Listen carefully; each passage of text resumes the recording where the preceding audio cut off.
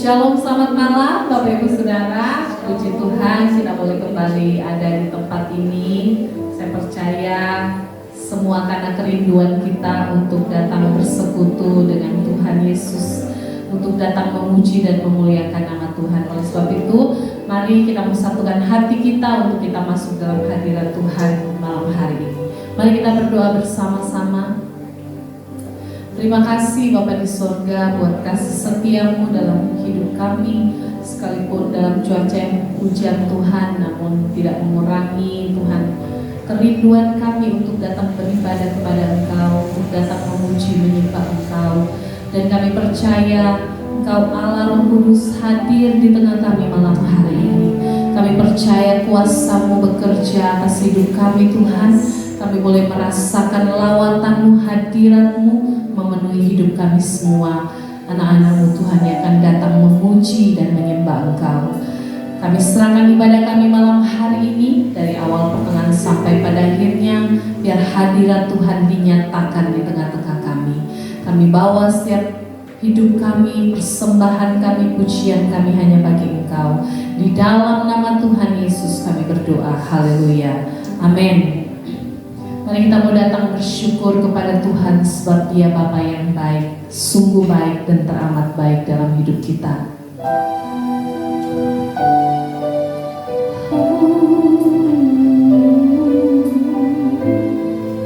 Terima kasih. Aku hendak bersyukur pada Tuhan karena keadilannya dan bermasmur bagi nama Tuhan yang maha tinggi. Aku hendak bersyukur pada Tuhan karena keadilannya. Kami mau bermasmur bagi nama Tuhan yang maha tinggi. Ya Tuhan, Tuhan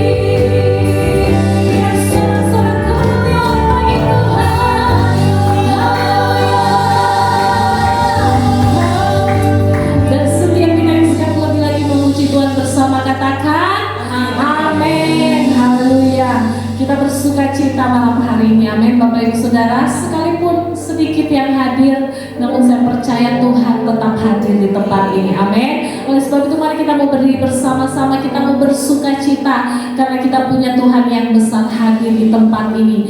Ya Allah, sumber kekuatan kita, sumber mujizat dan sumber kemenangan bagi diri kita. Mari kita memuji Dia dengan sukacita. Haleluya.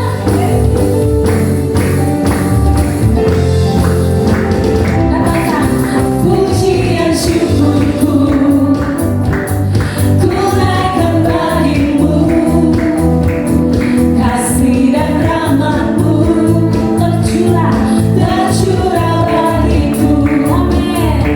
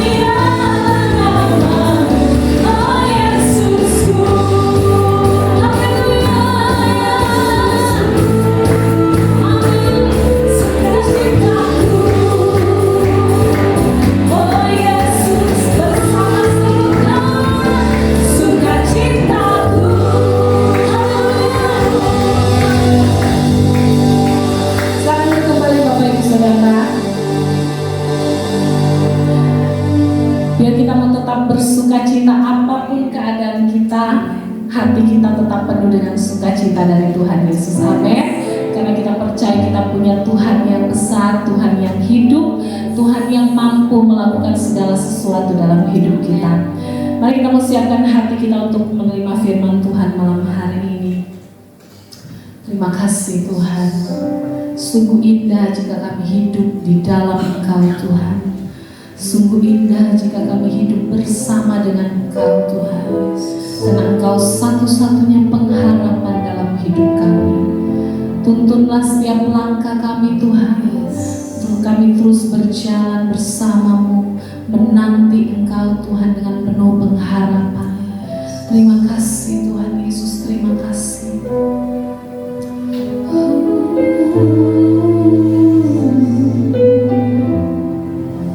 Terima kasih Tuhan. Haleluya. Masa penantian, masa yang indah, walau tak mudah, namun ku mau bersabar. Bersama Tuhan semua akan indah. Amin. Bila ku tak mampu, Tuhan kan mampukan.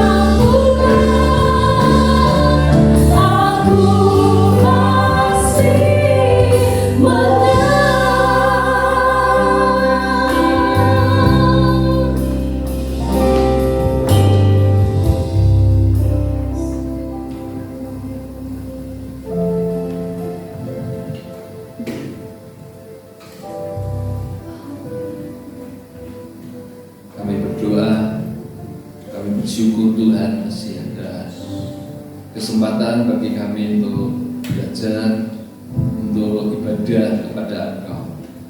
Kami percaya Roh Kudus akan memimpin kami dalam kami merenungkan kebenaran firman-Mu ini. Agar firman-Mu ini Tuhan, Kau tuliskan di dalam roh hati kami, menjadi pegangan pedoman hidup kami. Tuhan, terima kasih. Kami serahkan semuanya ini dalam tangan-Mu. Kau berkati kami semuanya, sehingga kami bisa mengerti firman-Mu dengan jelas. Tuhan, terima kasih. Hanya dalam nama Tuhan kami Yesus Kristus kami sudah berdoa dan mengucap syukur. Amin.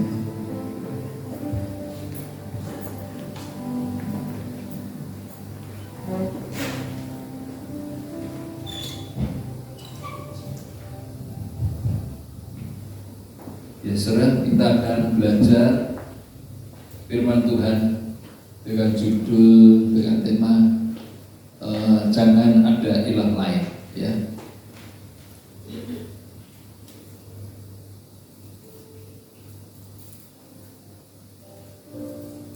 Ya, jangan ada padamu ilah lain, saudara, ya. Nah, saudara, ini adalah hukum yang pertama. Ditulis dalam Keluaran 20 ayat 2. Akulah Tuhan Allahmu yang membawa engkau keluar dari tanah Mesir, dari tempat perbudakan. Jangan ada padamu Allah lain di hadapanku, ya.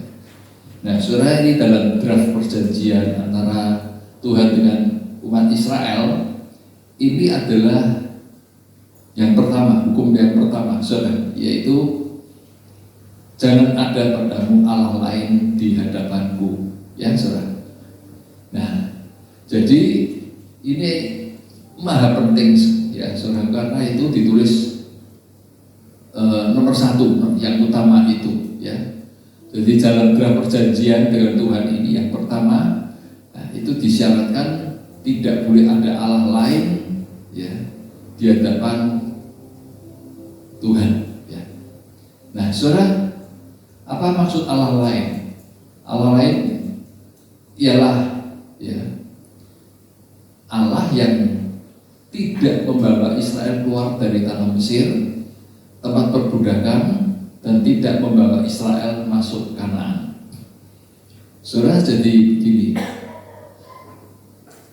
ketika Tuhan itu utus utus Musa, terus Tuhan bilang gini, aku tuh belum pernah menyatakan diriku sebagai Allah, ya, terhadap Abraham, aku tuh menyatakan diriku sebagai Allah kepada Abraham, Ishak, dan Yakub. Tapi sebagai Tuhan itu belum. Ya, artinya apa, saudaraku? Tuhan itu secara spesifik itu adalah penebus, ya. Nah, waktu zaman Abraham, Ishak, Yakub, mereka orang Israel belum ditawan, ya, belum diperbudak oleh Mesir, sehingga belum dinyatakan bahwa aku ini Tuhan. Nanti setelah orang Israel itu dibawa oleh Tuhan keluar dari Mesir, barulah Tuhan berkata, aku ini Tuhan, ya, saudaraku. Artinya aku ini penebusmu, aku ini bosmu. Setelah apa? Setelah orang Israel dibawa keluar oleh Tuhan dari tanah Mesir, sehingga Tuhan itu sekarang itu ialah Tuhan dan Allah kita. Karena Allah karena Dia mencipta, Tuhan karena Dia menebus kita, ya. Nah, saudara, sesuatu yang kuat sehingga menghalangi atau mengganggu hubungan kita dengan Tuhan Allah atau penebus, ya, itulah yang disebutkan ilah lain, ya, saudara.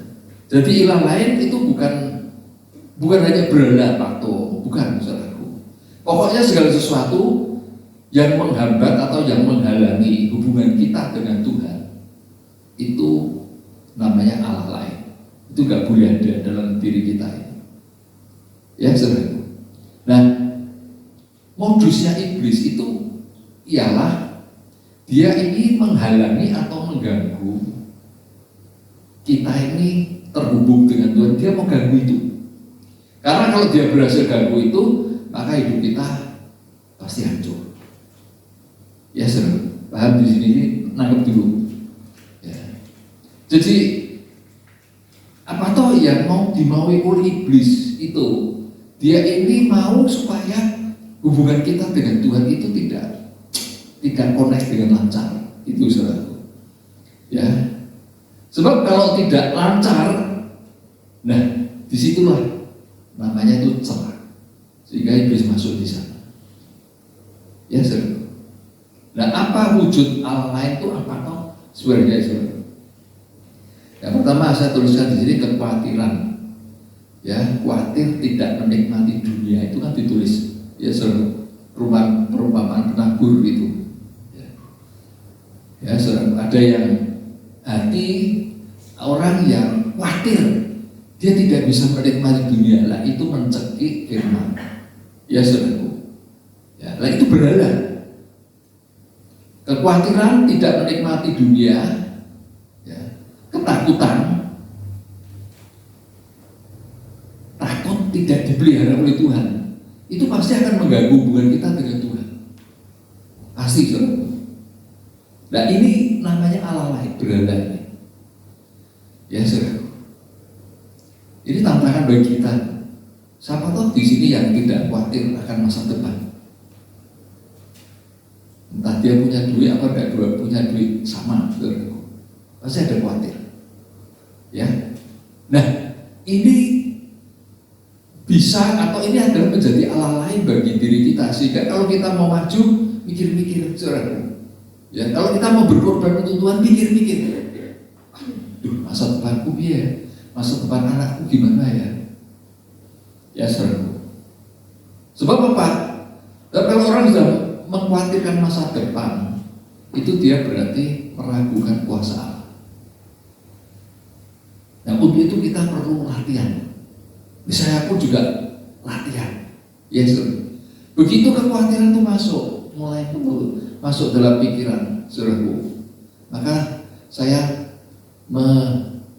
remind, ya istilahnya tuh rewire gitu, mengecas kembali lah, mengecas kembali berdasarkan firman Tuhan itu, ya selalu harus begitu saudaraku, sehingga lama-lama hati kita teguh dalam ikut Tuhan, ya enggak lagi khawatir itu mengganggu hubungan kita dengan Tuhan. Ngerti saudaraku ya?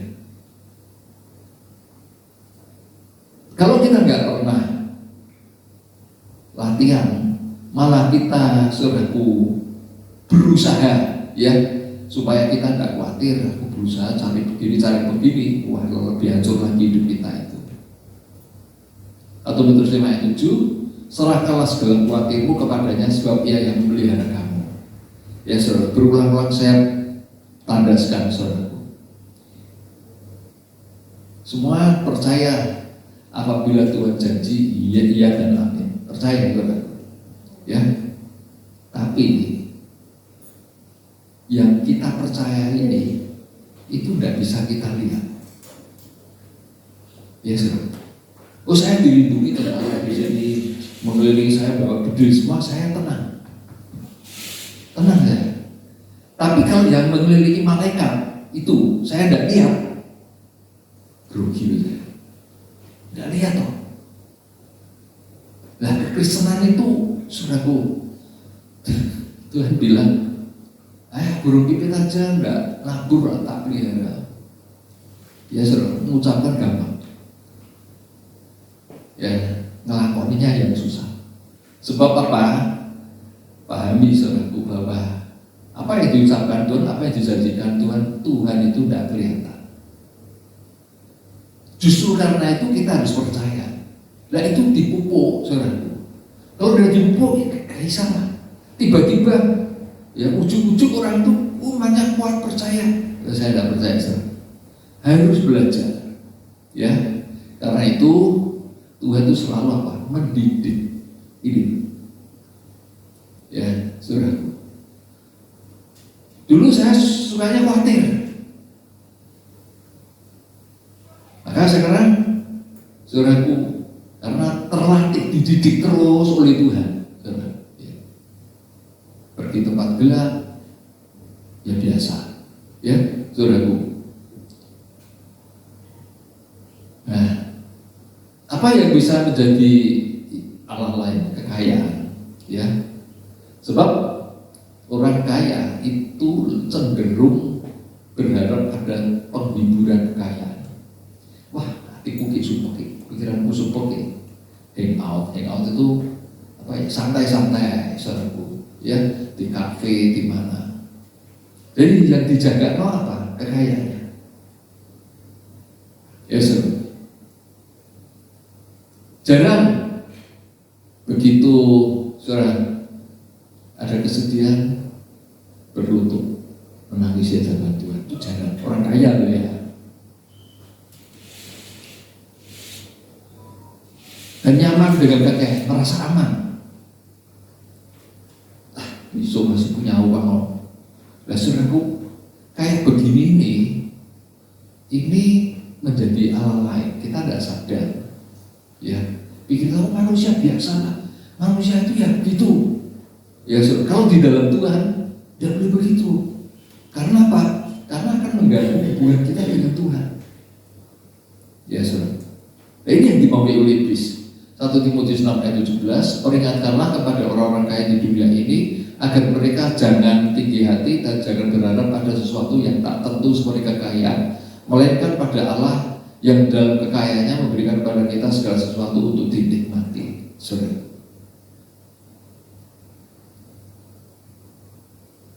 Tuhan memberi sesuatu yang saudaraku yang bisa kita nikmati. Walau di budi-budi kita uang kita tidak banyak, ya saudara. Tapi percayalah, banyak kesaksian, ya saudara, banyak kesaksian. Kemarin saya barusan dari Kalimantan, saudara, ya, itu masuk ke dalam. Saudara tahu, kita tidur, saya tidur di mana?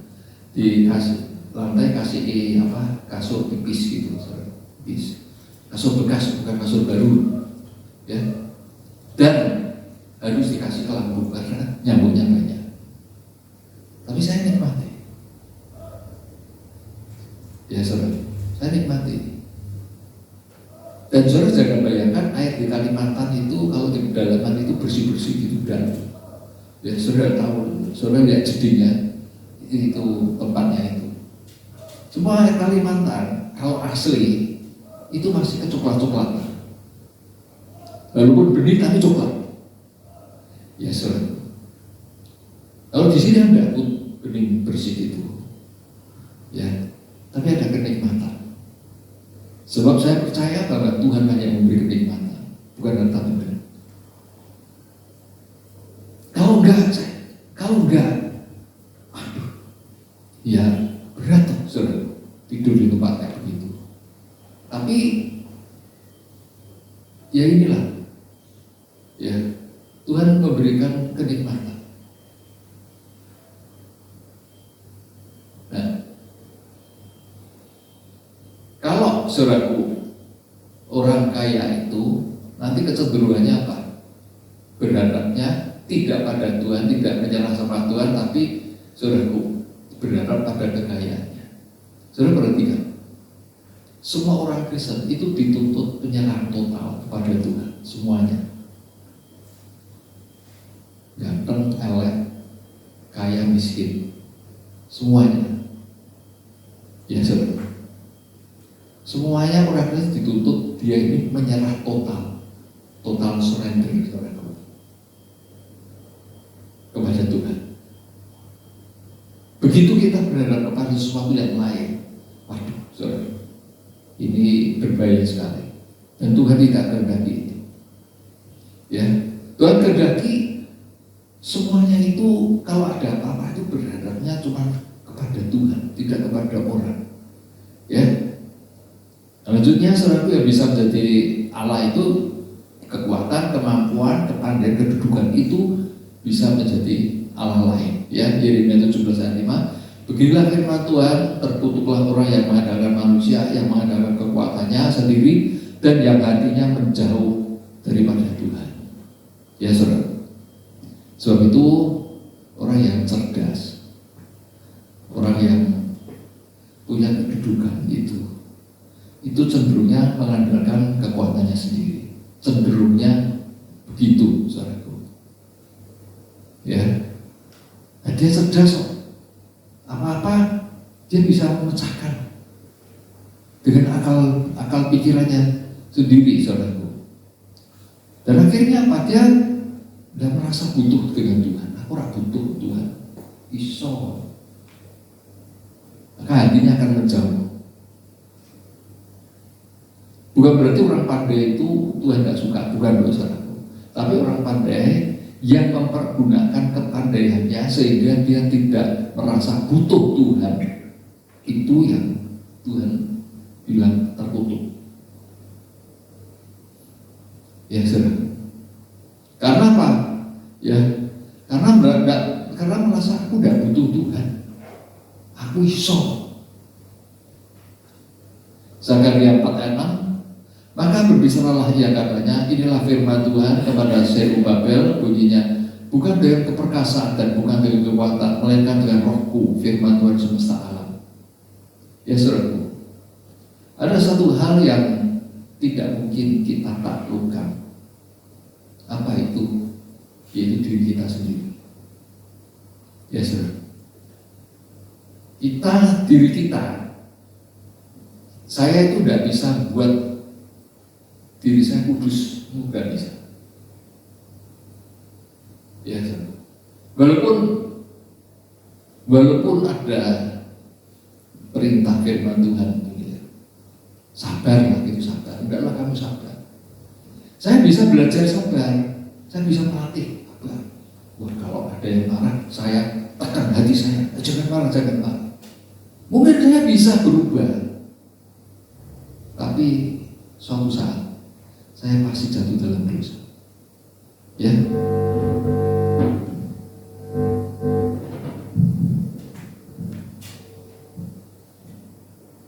Jadi saudaraku, yang tidak bisa kita taklukkan itu diri kita sendiri dengan sifat dosanya. Ya. Loh, saya ngomong begini ada dasarnya di dalam 1 Yohanes 3 ayat 9, saudaraku. Ya. Dikatakan orang yang lahir dari Allah itu tidak bisa berbuat dosa. Yang lahir dari Allah loh ya. Sebab benih Allah itu tidak bisa berbuat dosa. Jadi bagaimana saya mencapai kekudusan itu? Bila benihnya Allah itu masuk di dalam diri saya dan itu terpelihara terus bertumbuh, ya, bertumbuh besar, dia berbuat, nah itulah kekudusan. Saya mengerjakan bukan saya, tapi roh. Nah, peran saya apa? Ya peran saya menyediakan hati saya. Saya terima benih, tak terima, tak percaya. Aku pelihara benih itu, supaya benih itu tumbuh. Kalau benih itu tumbuh, dia menghasilkan namanya kesabaran, buah roh kesabaran, pengendalian diri. Nah itu tidak bisa hilang. Itu tidak bisa jatuh dalam dosa. Tapi kalau saya belajar, aku tak kendalikan diri lah, itu saudaraku. Mungkin 1-2 bulan kamu bisa, tapi satu saat dalam kondisi tertentu Anda pasti meledak. Tidak mungkin bisa. Ya, saudara. Nah ini yang banyak orang Kristen nggak paham. Orang Kristen itu cenderungnya dia agamawi. Artinya apa? Dia ngikuti aturan-aturan tertulis, dia berusaha terus. Bertahun-tahun, puluhan tahun seumur hidup nggak mungkin berhasil. Sebab apa, saudaraku? Kita ini nggak bisa di recycle, nggak bisa didaur ulang. Ya saudara, coba latihan lah. Pasti suatu saat Anda jatuh dalam dosa, entah dalam pikiran kotor, pikiran cabul, entah dalam emosi dan sebagainya. Nggak mungkin bisa. Tapi kalau itu berasal dari benihnya Tuhan, nggak mungkin jatuh dalam dosa. Nah, yang kita usahakan itu benih itu masuk di dalam terpelihara, ya bertumbuh terus, ya saudara. Nah, itulah yang disebutkan bukan oleh kekuatanku, tapi oleh Roh. Ya, jadi gini, kalau saudara mulai dari dalam hati itu merindukan kehidupan kekudusan, nah itu berarti benih Allah itu sudah ada di dalam diri. Ya. Tapi kalau terhadap dosa, ada merasa nyaman-nyaman, rapuh bos, aku ini lemah ini pasti Tuhan selamatkan. Nah, itu berarti benih ilahi tidak ada di dalam diri, karena bercampur dengan dosa. Kalau ada benih ilahi, orang itu akan terdorong, dia tidak suka dengan dosa. Ini tidak dibuat-buat, ya. Tidak bisa saya memperbuat, aku benci dosa, tidak bisa. Kalau itu bukan karena Roh Kudus, tidak bisa. Ya, saudara. Nah, Allah lain itu bisa berupa karena mengejar image, mengejar penampilan pelayanan. Sebab itu hati-hati, saudara. Jadi banyak orang pelayanan nanti Tuhan bilang, aku gak kenal kamu. Nah, sebenarnya, ya, waktu pelayanan kita bisa dipuji orang. Kok banyak pelayanan bagus ya? Saya bisa dipuji orang. Ya, saudara. Tapi ingat, saudara, dia harus semakin bertambah, aku harus semakin kurang. Ya, dia harus 30, dia harus semakin berbesar, tapi aku harus semakin kecil. Bila saya pelayanan dengan maksud supaya saya mendapatkan penghormatan dari pendengar, nah ini yang nantinya tidak dikenal oleh Tuhan. Berarti pelayanan ini surga, ya. Inilah yang membuat banyak pendeta yang jemaatnya mungkin puluhan ribu, itu belum tentu dia masuk surga, belum tentu. Ya, saudara. Jadi jangan heran, wah ini hebat ya, aku kepengen jadi orang seperti itu ya. Nah, celaka, saudara. Ya, belum tentu. Banyak orang puji pelayanannya hebat, tapi Tuhan tidak ada. Waktu kamu pelayanan, kamu cari hormat dari siapa? Hormatnya dari manusia.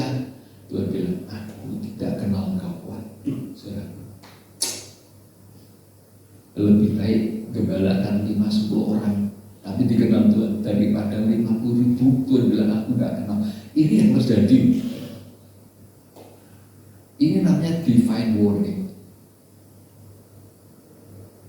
peringatan dari surga. Ini Tuhan itu tidak meden-meden, tapi Tuhan itu memperingatkan, hati-hati. Ya, ini tidak gampang ya. Nah, jadi saya ulangi lagi, usaha iblis adalah merusak, menghalangi hubungan kita dengan Tuhan. Ya, saudara. Ini peringatan ini ingat. Ya, kan ada yang terhubung itu kan, saudara. Ya, nah iblis mau supaya kita dengan Tuhan itu tidak terhubung. Dipuji orang tidak apa-apa, iblis tidak takut. Tapi kalau terhubung dengan Tuhan, waduh, nah ini ya. Nah, yang terakhir, bagaimana kita ini menjaga supaya tidak ada Allah lain atau satu-satunya Allah di dalam diri kita. Ini Tuhan yang melepaskan kita dari kuasa dosa, saudara. Yang matikan kehendak sebagai manusia. Yang racun itu, yang toksik itu kehendak kita. Itu toksik. Ya. Matius 16:24, lalu Yesus berkata kepada murid-muridnya, setiap orang yang mau ikut aku, ia harus menyangkal dirinya, memikul salibnya dan mengikut aku. Ya, saudaraku, kehendak manusia itu Mesias tidak boleh menderita. Nah, ini perhatikan. Ya, saudaraku. Gereja-gereja banyak mengajarkan bahwa Yesus turun ke dalam dunia, semua penderitaan itu sudah diambil sama Yesus. Tinggal kamu senang-senang, happy-happy, tidak apa-apa. Ini saya dengar sendiri dari anak pendeta. Ya, anak pendeta pas di Singapura dia ikut ibadah. Ya, ibadah. Nah, ajarannya itu ya Joseph Prince itu, saudaraku ya. Ajarannya itu hyper grace. Nah, kamu tuh kalau sudah percaya, dosamu yang akan datang itu sudah dihapus. Kamu berdosa, gak apa-apa, nanti itu sudah dihapus. Wah, itu anak pendeta itu, saudaraku. Dia berkata, ini cerita sama saya sendiri loh. Wah, setelah saya mendengarkan firman itu, saya lega. Dulunya dia merasa khawatir hidupnya. Khawatir bukan khawatir masa depannya, saudaraku. Khawatir dia tidak bisa menikmati dunia. Karena ada penyangkalan, ada firman untuk sangkal diri. Lah dia itu merasa tertekan. Aku pengen happy, tapi aku gak boleh. Nah, orang biasa gitu, pergumulan itu namanya, saudaraku. Ya, nah begitu dia dengar firman Tuhan itu, wah, lega. Bioskop nonton, sudah pokoknya hidupnya itu happy. Anak pendeta. Ya, bapaknya saya kenal juga. Bapaknya saya kenal.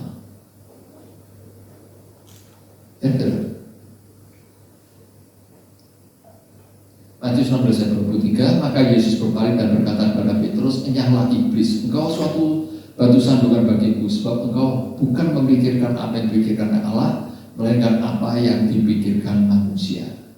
Ya, saudaraku, sudah disinggung, sudah disampaikan oleh Bapak Pendeta. Filipi pasal 1 ayat 29. Karunia itu bukan hanya percaya Yesus, tapi juga menderita karena kebenaran. Ya, saudara.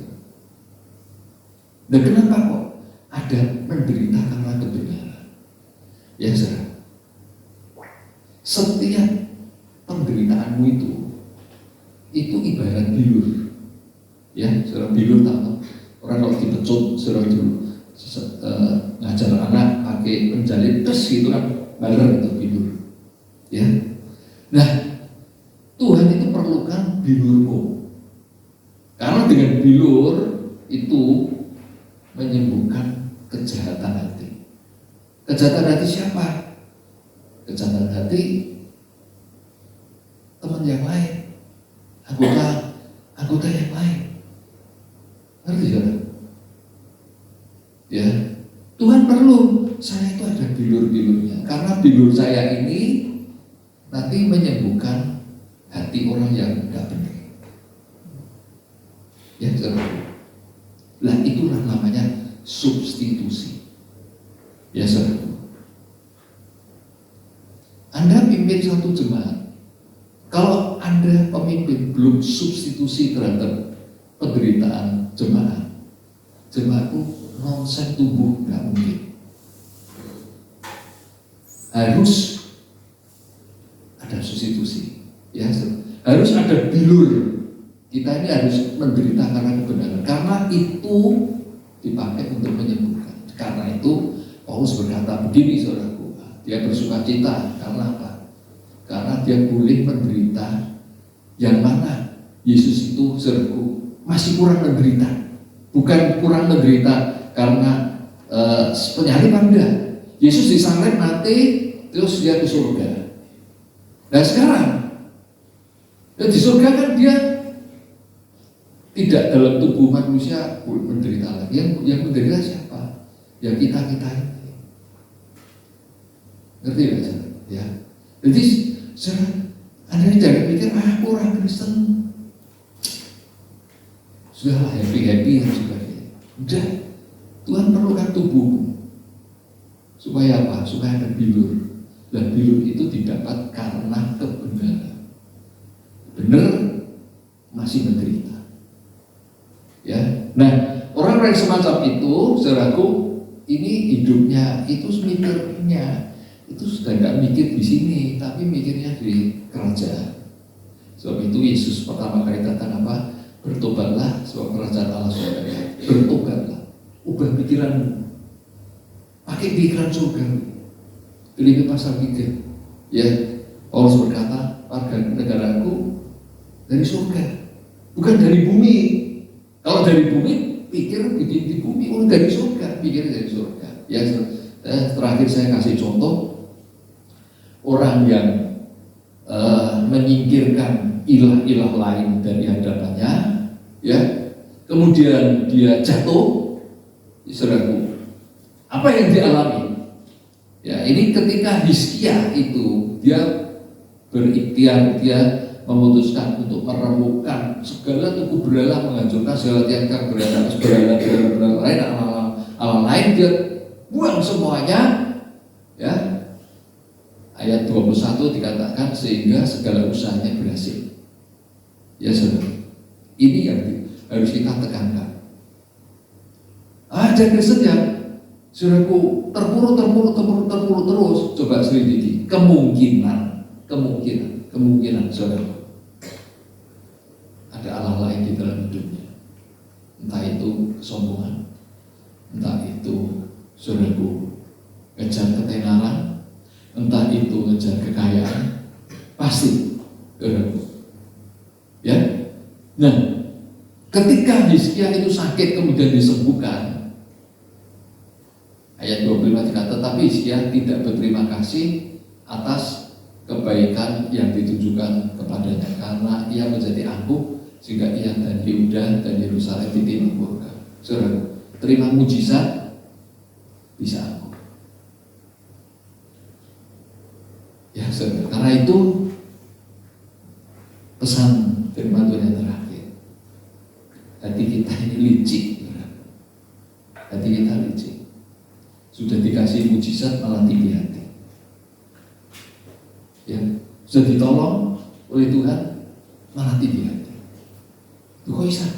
Ya karena hati kita licik. Hati-hati, jaga hatimu dengan segala kewaspadaan. Amsal 4 ayat 23. Karena dari situ terbit kehidupan. Hati itu susah dikendali, licik. Oh, aku sudah jadi pendeta kok, tetap. Ya, karena itu pendeta besar banyak yang jatuh dalam dosa. Karena apa? Bukan karena godaan di luar, tapi hati kita, hati Anda dan saya itu sudah ditolong Tuhan, sudah diurapi Tuhan, tinggi hati.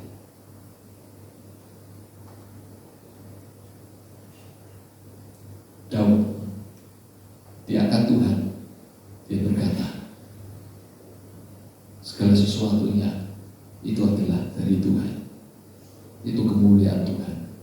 Ya saudaraku, itu bukan kemuliaanku. Daud sadar terus hingga dia terpelihara. Ya, mari kita bangkit berdiri, kita berdoa.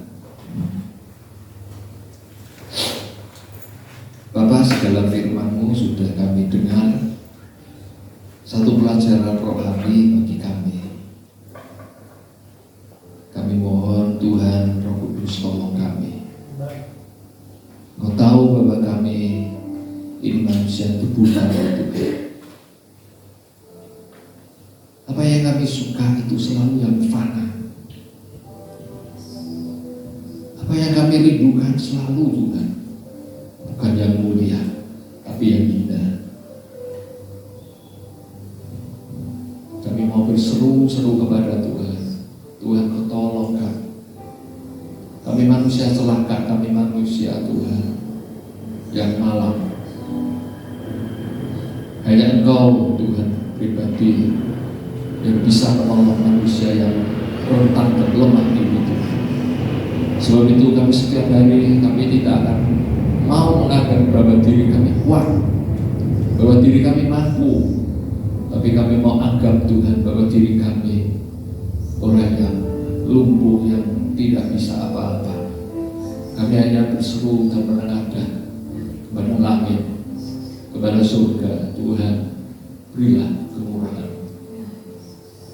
Seberapa banyak kami yang hadir ya Tuhan, kuatkan dan teguhkan kami menjelang hari kedatangan-Mu, supaya Kau dapati kami ini Tuhan layak Kau jemput kami bersama-sama Engkau di dalam kerajaan. Itu kerinduan kami Tuhan. Urapi terus memberkati semua kami yang ada di sini.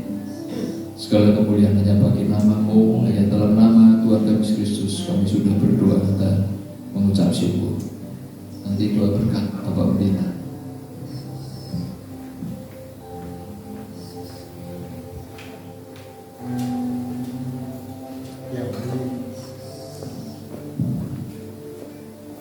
Kita tadahkan tangan kita kepada Tuhan.